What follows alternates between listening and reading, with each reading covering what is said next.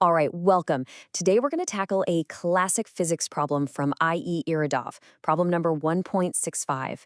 Now, on the surface, it seems super simple. It's just a falling stone. But buried inside this problem is a really profound idea about perspective.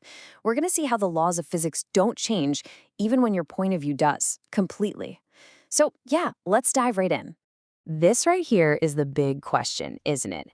If you're standing still on the ground watching a stone fall and your friend is somehow falling right alongside it, do you both agree on the physics? Do you see the same laws at work? We're going to use this problem to prove that yes, you absolutely do, and we'll get to the heart of the principle behind it. Okay, so first things first, let's set a baseline. We're going to look at this problem in the way that we all just, intuitively get it, from the perspective of someone standing still on the ground. This is going to be our reference point, our ground truth. So here's the official setup, straight from the textbook. You drop a stone from some height h. It starts from rest, and we're going to ignore air drag to keep things clean. Now, we already know from basic physics that the speed it hits the ground with is going to be the square root of 2gh. This is the answer we're aiming for.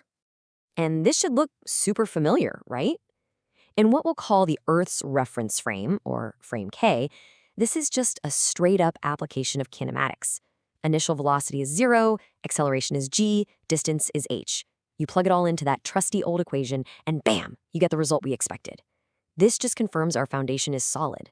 Easy enough? Okay, but now here comes the twist. This is where the problem stops being a simple calculation and really starts to test if you understand the physics behind it all. The problem asks us to get that exact same result, but from a completely different and honestly, a kind of weird perspective.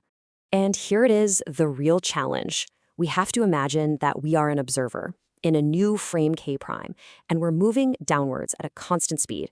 And get this, that speed is the exact final impact speed of the stone. So picture yourself in an elevator that's descending at that precise speed, and you're looking out the window. What does the world look like to you?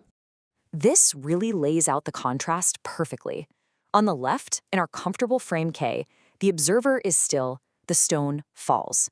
Simple. But over on the right, in our new falling frame, K prime, we're the one who's moving. And this forces us to completely redefine what at rest and moving even mean, not just for the stone, but for the Earth itself. So this is the million-dollar question. You have to answer this, and you have to answer it carefully. This is the exact spot where most students make a mistake. It's pretty easy to remember to change the stone's velocity, but so many people forget that everything in the old frame now looks like it's moving from our new perspective. Okay, let's really break this down.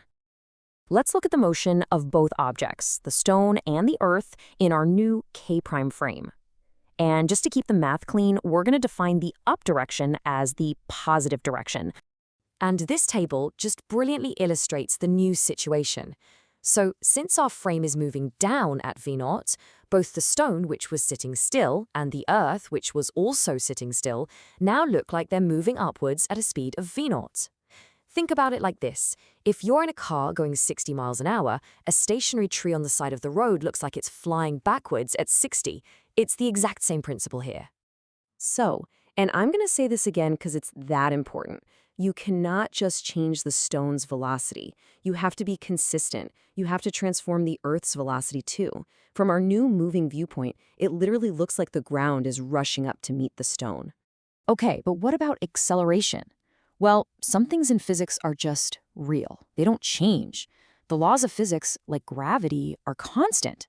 Our choice of viewpoint doesn't change the actual forces acting on the objects. Gravity is still pulling the stone down, so its acceleration is still g downwards, or negative g in our system. And the Earth? Well, it isn't accelerating. Okay, now we have all the pieces.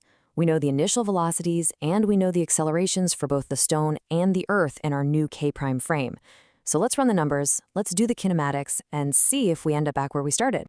All right, let's walk through these steps. First up, time. The actual time the stone is in the air, that's a physical event. It doesn't change just because we're looking at it from a moving elevator, right? So t is the same. Step 2, we use our standard kinematic equation to find the stone's final velocity in this frame. Step 3, the Earth's velocity, well, it's not accelerating, so it's just going to stay at v0. And finally, step 4, we find the velocity of the stone relative to the Earth. We just subtract one from the other. So when we plug in our expressions, we get the Earth's velocity, v0, minus the stone's velocity, which is that whole quantity, v0 minus gt. And look at that, the v0s just cancel out. It's so clean. We're left with this beautifully simple result. The relative velocity is just g times t. And this right here is the aha moment. Just think back to our very first simple calculation in the Earth frame. We know that the final velocity, v0, is equal to g times t. That means we can rearrange and say that time, t, is just v0 divided by g. So when we substitute that back into our new expression, the g's cancel, and we find that the relative velocity is simply v0. And what is v0? It's the square root of 2gh. The result is exactly the same. The final speed of the stone relative to the ground is identical, no matter which of these constant velocity frames we decided to use. The physics holds up. It's amazing. So what does this all mean? What's the big deal? Why would a textbook make you go through all this extra work? Well, it's not just some clever math trick. This is a really powerful demonstration of a very deep, very fundamental principle of physics. Both the Earth frame and our weird falling frame are what physicists call inertial reference frames. And as the slide says, these are just frames that are not accelerating. Our Earth frame is stationary, and our falling frame is moving at a constant velocity. And because neither one is accelerating, the fundamental laws of physics have to look exactly the same in both. So if you walk away with anything from this explainer, let it be these points. This whole concept is known as Galilean relativity, and it's an absolute cornerstone of classical mechanics. The physics doesn't change, just your point of view. And remember, always transform every object. And finally, forces and accelerations, those are real. They don't just disappear because you changed your perspective. Now, this whole problem hinged on our falling frame moving at a constant velocity. But what if it wasn't constant? What if our observer was in an elevator that was accelerating downwards? Well, the math gets way more complex, and you have to start introducing new ideas like fictitious forces. And honestly, that's a question that leads to even more fascinating physics, and maybe a topic for another day.